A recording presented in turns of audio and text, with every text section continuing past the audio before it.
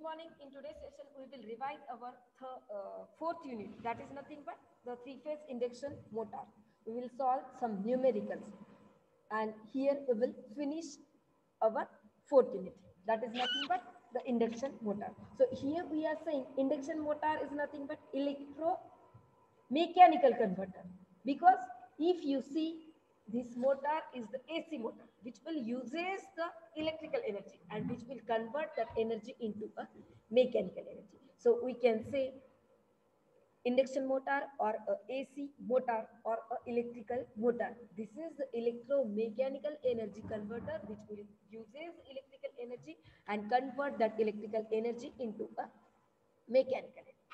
And here the mechanical energy can be used to perform a work that can be a mechanical. So we can use that to work, such as we can use that energy to rotate a pump impeller, to rotate fan, blower, driving compressor, lifting materials, etc. Because here we are supposed to use the electrical energy and we are converting that into a mechanical. So there are two types of electrical motor. These are nothing but AC and DC.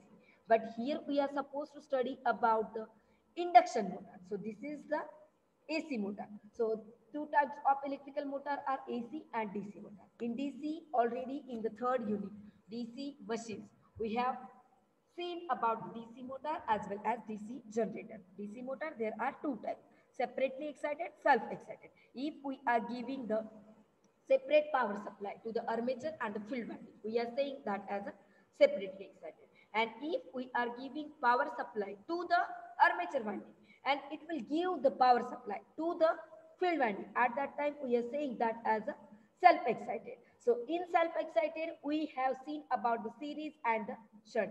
But actually, there are three types of the self-excited: series excited, compound self-excited, and the shunt self-excited induction motor. Here in our fourth unit, we are supposed to see about the AC motor. So there are two types of AC motor: synchronous and the induction. Synchronous means what? If it is changing the synchronous, output is changing synchronously with change in input. So here we are supposed to talk about the induction motor. So there are two types: single phase and the three-phase induction motor. But our syllabus only includes the three-phase induction motor. So here we can say we can use the induction motor because it is having lots of advantages. Because we are using the induction motor most commonly in the industry. It is having the simple design. If you talk about its cost is very less. So we can say it is inexpensive. Only Rishi, you have joined. Other students don't know, but they are supposed to join, no?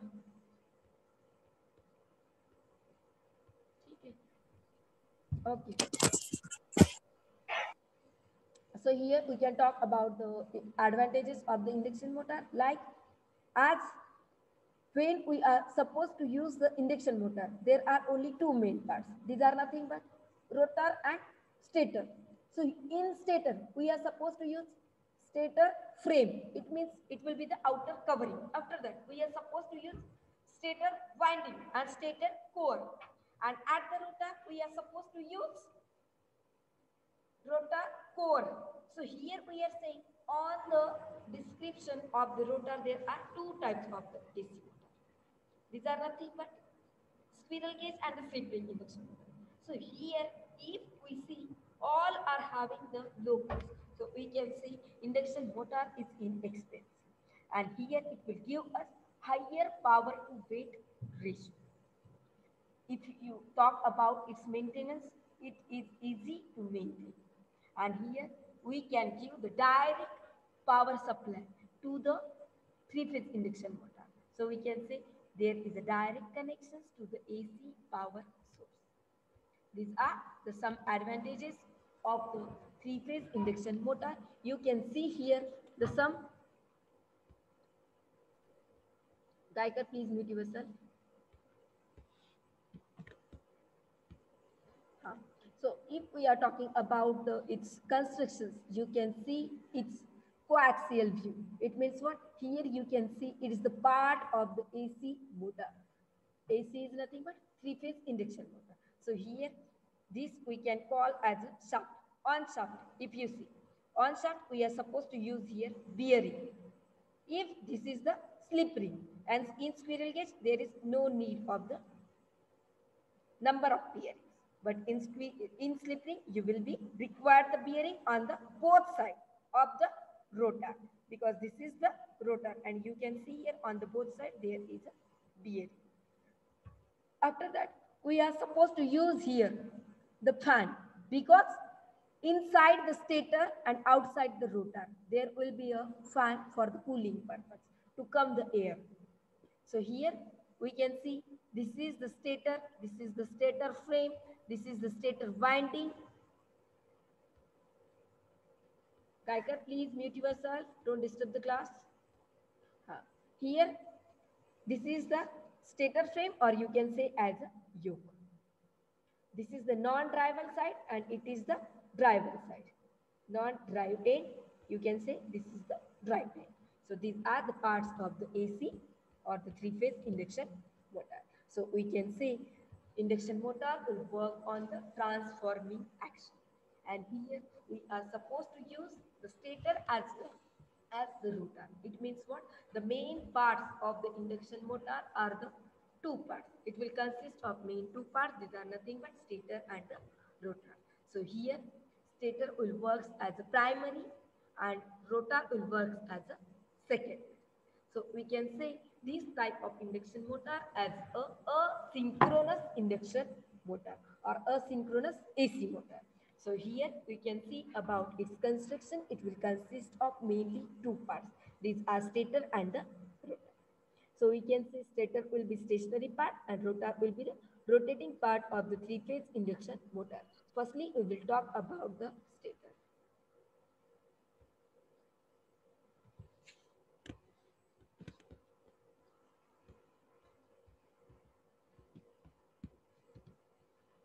If you see about its view, its constructions, stator mainly consists of three parts. These are nothing but the outer. This is the stator frame. This is the stator frame. Inside the stator frame, there will be the stator core. And inside that, there will be the stator winding. And if you see, in the winding, we are supposed to put the slots. So here, you can see the diagram, how we are making the stator of the three-phase induction motor. So here, we can say stator of three-phase induction motor will consist of mainly three parts. These are nothing but stator frame, stator core, stator winding. Stator frame you can say as a yoke or you can say as an outer frame, because it is the outer covering for the three-phase induction motor. So you can say this as a stator frame, you can say this as an outer frame, or you can say as a yoke. So it is the outer body of the three-phase induction motor. It will give the mechanical support. It will give the mechanical protection to the assembly of three-phase induction motor. It will protect the inner part of the three-phase induction motor. You can write here machine or a motor, because here only we are supposed to study about the motor, not a generator. और machine मतलब क्या होता है? एक तो motor होता है या फिर generator होता है. But here we are supposed to only study about the motor. Now we can talk about the stator core. It will build up of a high-grade silicon steel, and it will carry the alternating magnetic field. So as it will carry the alternating field, we can say induction motor will work on the transforming action, because here if we are having the alternating magnetic field, it will cut by the conductor, and here EMF will get introduced according to the electromagnetic induction law, or we can say a Faraday's law. So here now we can talk about the stator winding. It will have three-phase winding, because we are supposed to study about the three-phase induction motor. So in the winding, that winding will be also a three-phase winding. So now we can see about the rotor.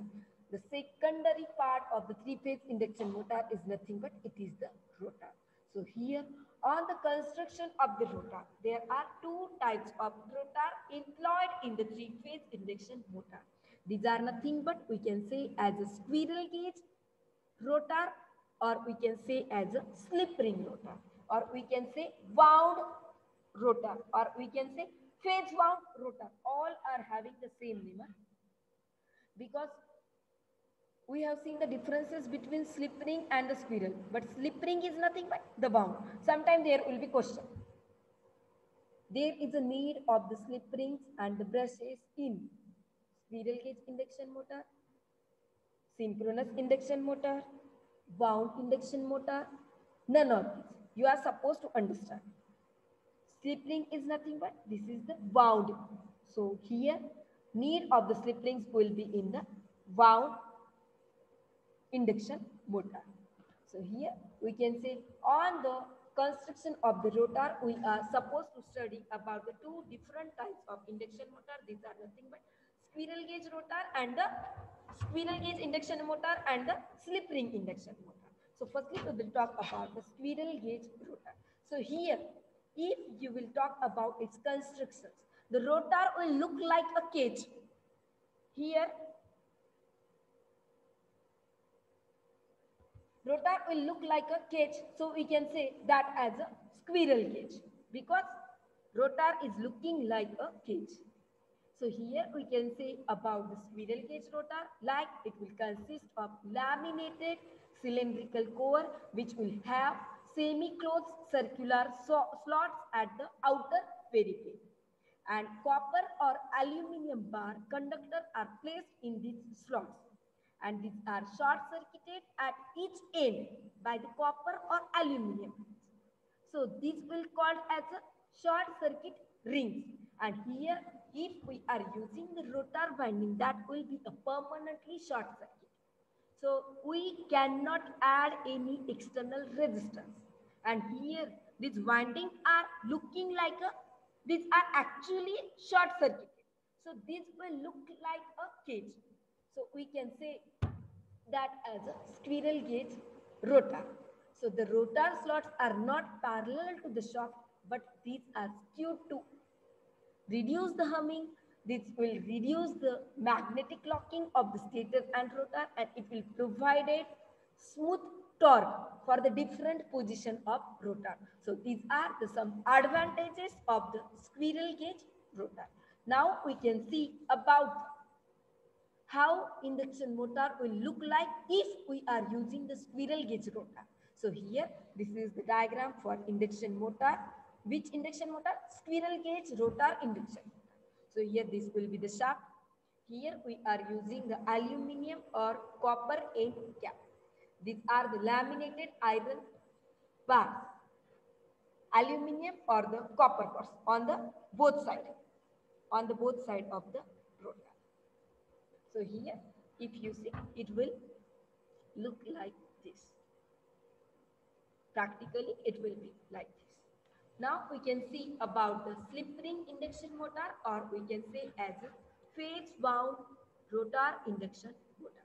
So here, when we are supposed to talk about the wound rotor induction motor, at that time, what we are saying, here we will needed the slip rings in the rotor. So here if we are supposed to talk about its constructions, we are supposed to use on the shaft. On the same shaft where we are using the rotor, we are supposed to use the slip ring. And on the both side of the slip rings, we are supposed to use the brushes. So these are the external things needed in the slip ring induction motor. This is the power supply we are supposed to give. We can give the winding which we are connecting as a slip ring. We can give the star connected rotor winding, or we can give as a delta winding. And this is the rotor frame. So here now we can talk about the wound ring rotor or the slip ring rotor. So it will consist of the laminated core which will have semi-closed slots at the outer periphery, and it will carry a three-phase insulated winding.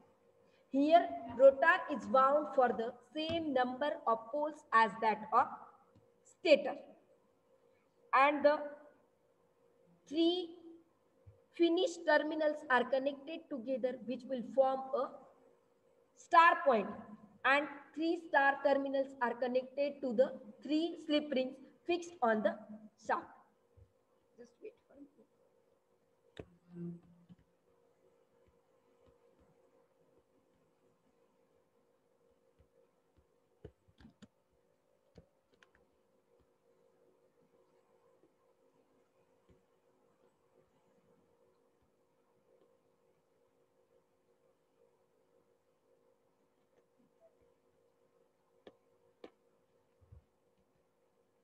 So if you see about the slip ring induction motor, these are nothing but the slip rings on the same shaft where we are using the rotor.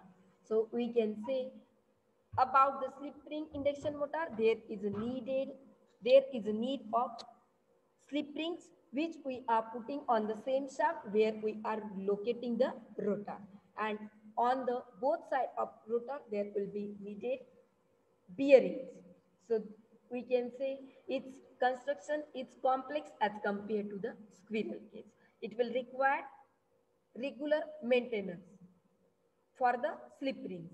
So these are the some disadvantages. And if we are talking about the advantages, we can say we can use the slip ring induction motor where we will require higher starting torque. Now we can see about the principal operation of the induction motor. So here we are supposed to give the power supply. So how we can give the power supply? Firstly, we will give the power supply to the stator. So when we will give the power supply to the stator, at that time rotating magnetic field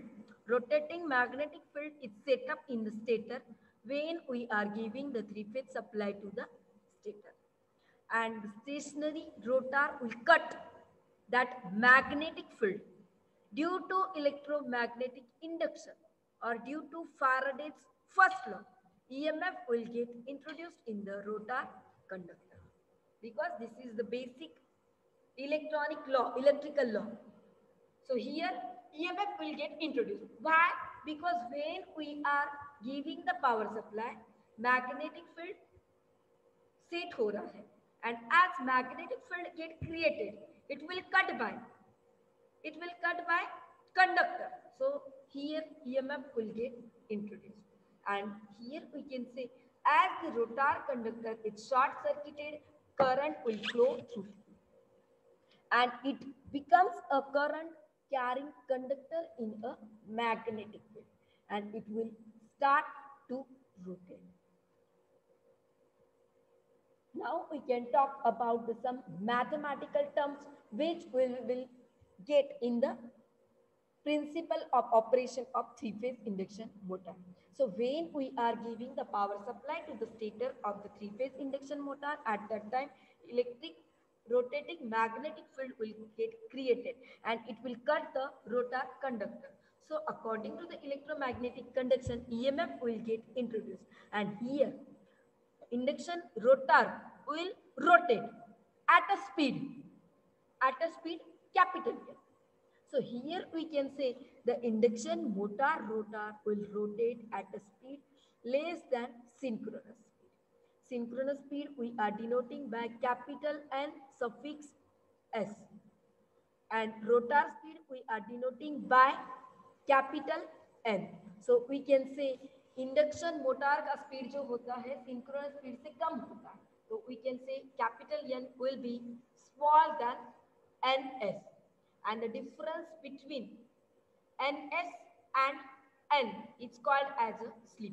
So here you will get bit how we are supposed to understand these equations. Here we are saying the value of N is always smaller than NS. So when we are talking about the slip, you are supposed to take the difference between these. How we can take the difference? We are talking about here slip. So its value will be positive because it is giving the percentage. How? The percentage of speed. Which speed? Synchronous speed with the rotational speed. So here we can take The slip is nothing but the difference between synchronous speed and the rotor speed. So we can take as ns minus n.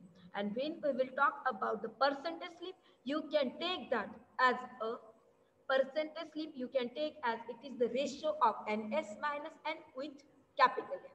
And if we are talking about percentage, you can multiply this value with 100. And slip speed is nothing but this is the difference between synchronous speed and the rotor speed. So here we can see the diagram for the three-phase induction motor, and here we have finished about the three-phase induction motor. Now I am sharing you another screen. Just wait for a minute.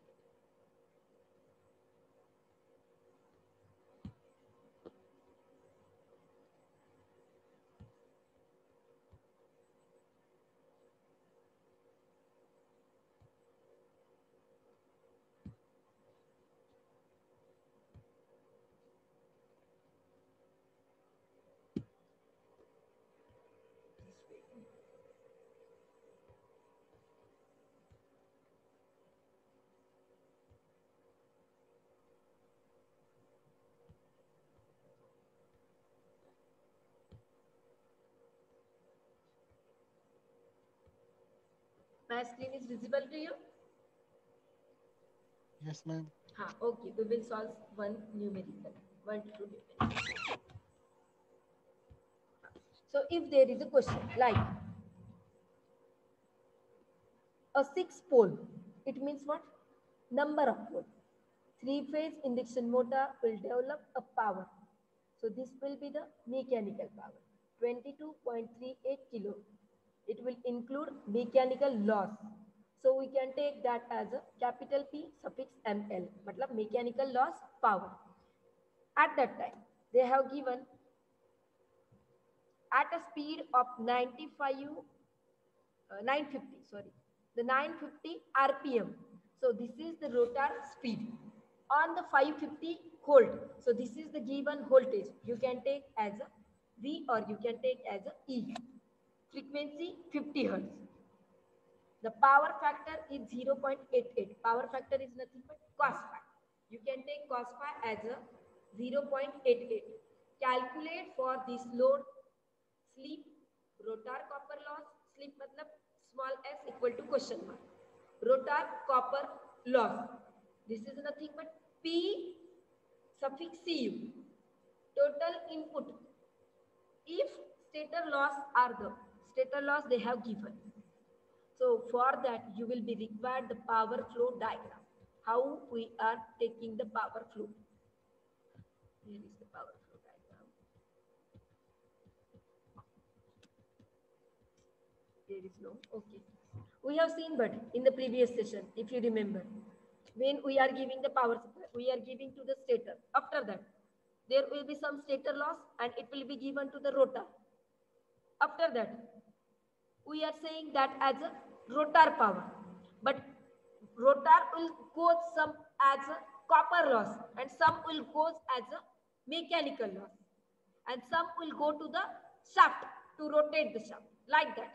So here all the values they have given, we are supposed to find the efficiency. Efficiency means nita, the line current, IL, the number of complete cycle of the rotor electromagnetic force per minute. Here we are supposed to find the number of cycles.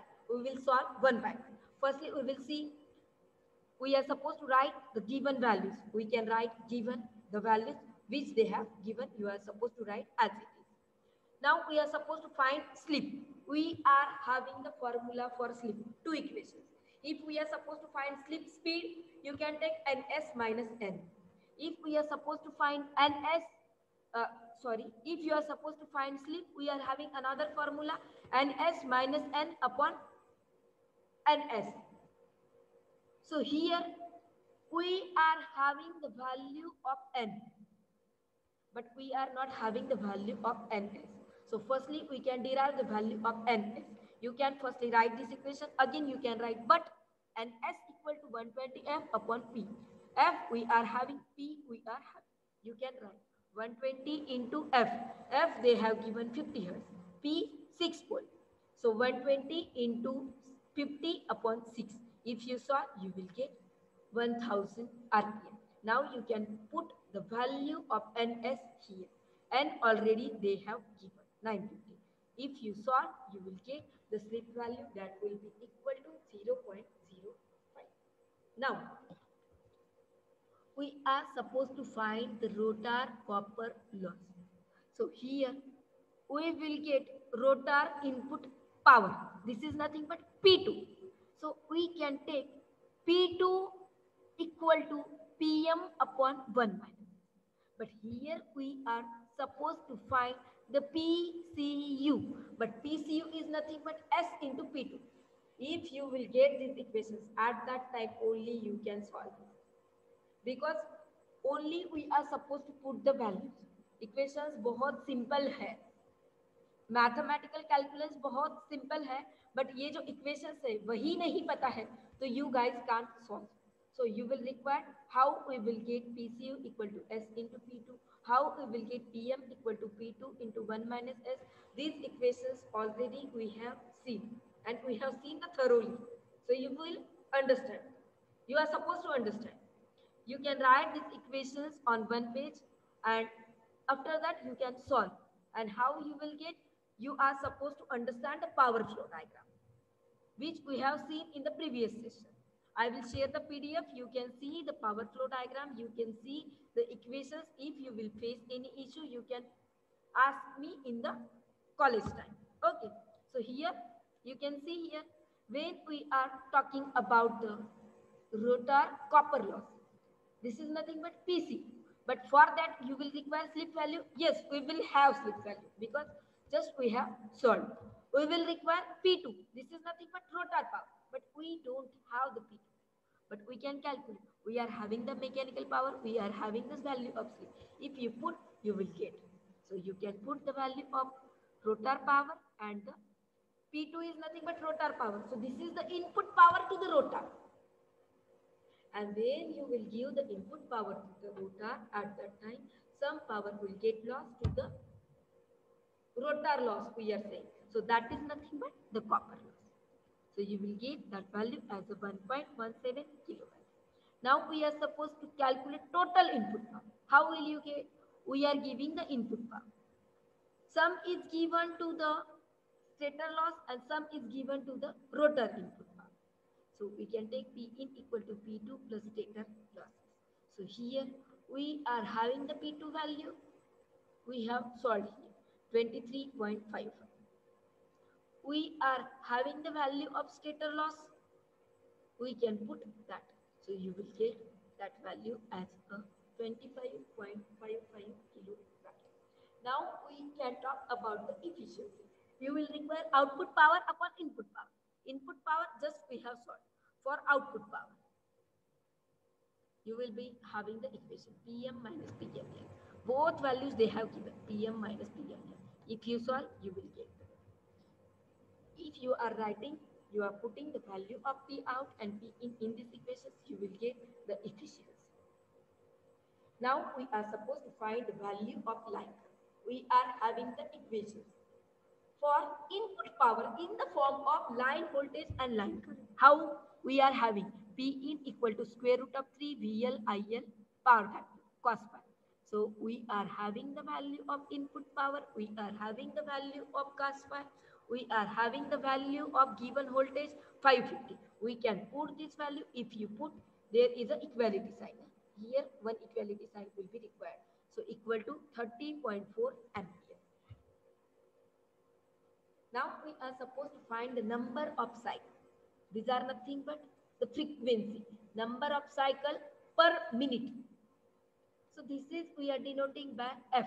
So we are having the formula rotating frequency equal to slip into F max. F max they have given 50 Hertz. Slip we have solved.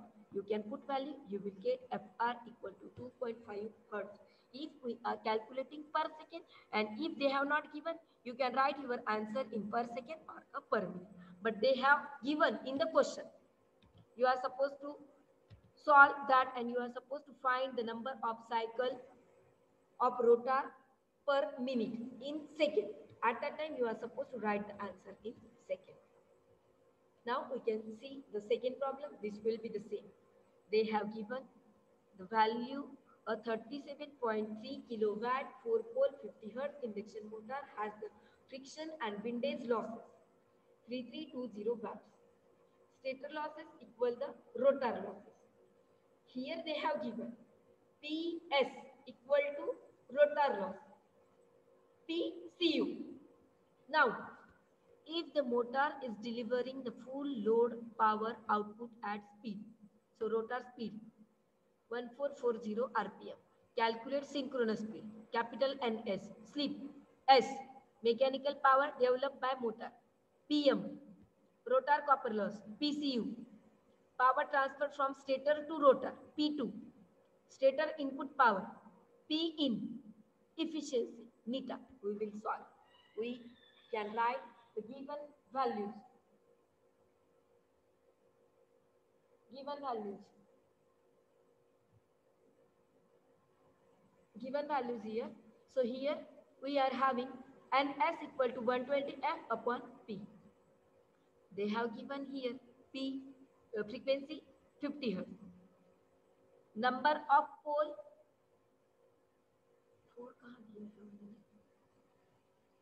4 pole. A 37.3 kilowatt 4 pole. So we are having the pole value 120 into 50 upon 4. If you solve, you will get. Like that only you are supposed to write the equations correctly, and you will understand which is the rotor power loss, which is the synchronous speed, which is the stator input power. At that time you will get how to solve. So here you can solve.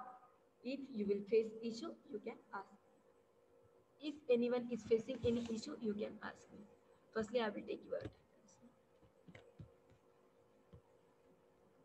You can observe this question. You can see.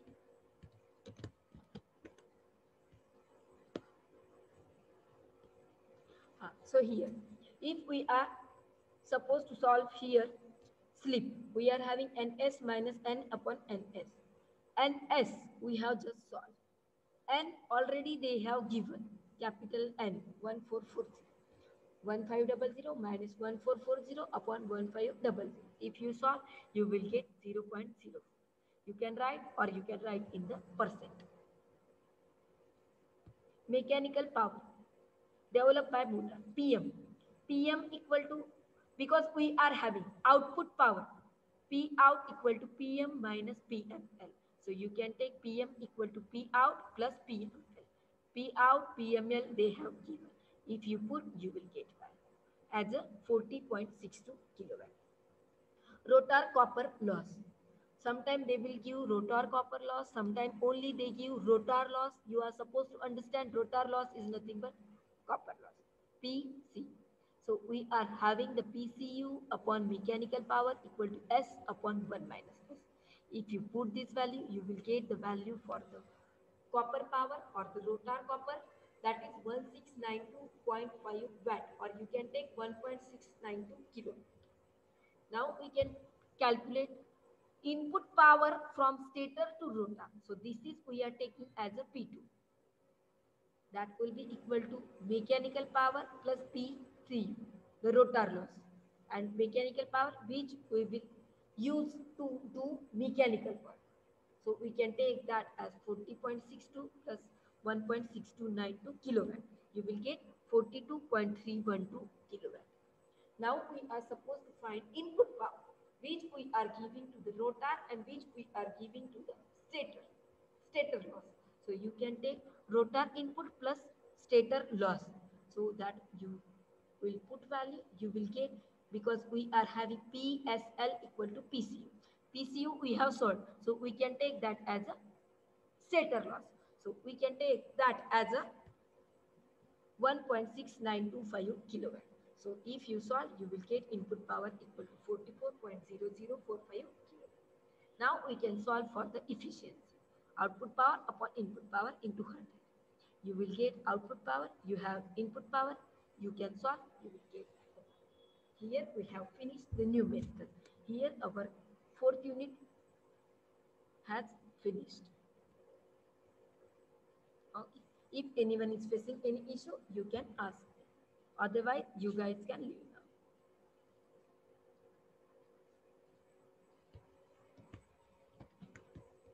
Thank you. We can conclude our today's session.